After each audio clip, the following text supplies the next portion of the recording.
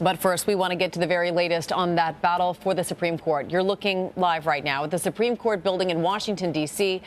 The flag there at half-staff to honor Justice Antonin Scalia, his body arriving in Virginia overnight. Scalia, the longest-serving member of the court, he had such a powerful impact. And the fight over his replacement already so fierce because so much is at stake.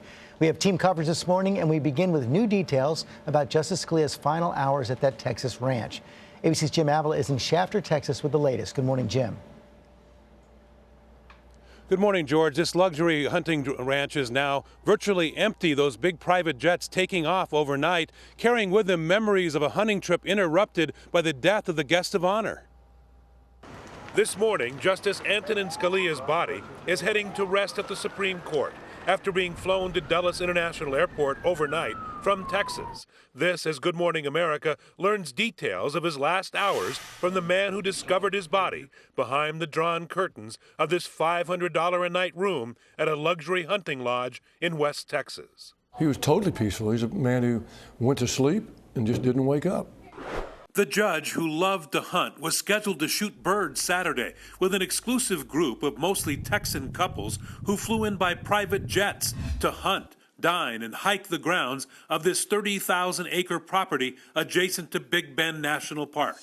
Justice Scalia was the only famous guest, a friend of a friend. He arrived Friday about noon, toured the property, did not join that day's hunt, but did have dinner with the group overlooking the scenic lake, excusing himself early, professing fatigue. He was animated, and about 9 o'clock, he stood up and he said, "It's been a very long day." In the morning, he missed breakfast and then lunch. The resort owner knocked loudly. When he got no answer, he quietly entered the room. Was there any sign of any kind of foul play or anything like that? Oh, no. Nor were the sheets weren't even disturbed.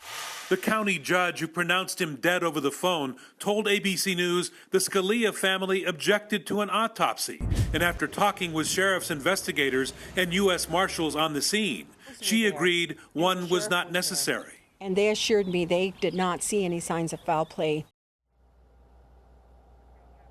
The Texas judge says that she talked to Scalia's doctor, who told her he was in poor health before he came here, that he visited his office twice last week. She says that she'll write on his death certificate, natural causes, heart attack. Amy? All right, Jim Avila with the latest there. Thank you. And Justice Scalia was the longest-serving member of the current Supreme Court with 3 decades on the bench, and his death has huge implications for big cases the court is facing right now. And ABC's Terry Moran has covered the Supreme Court for us. He is there now for us. Good morning, Terry. Good morning, Amy. You know, Antonin Scalia, one of those rare justices whose impact goes beyond the cases.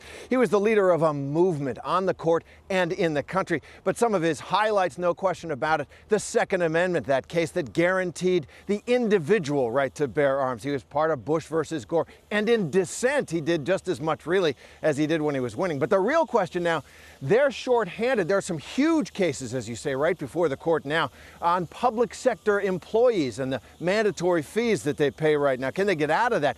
The conservatives had that one lined up. Liberals will likely win that now. And there are other cases. President Obama's actions on immigration, so controversial, likely to come before the court. And on that and so many others. A major abortion case, for example. Justice Scalia's voice and his vote, especially if you're going to be conservative, are going to be very sorely missed. Amy and George?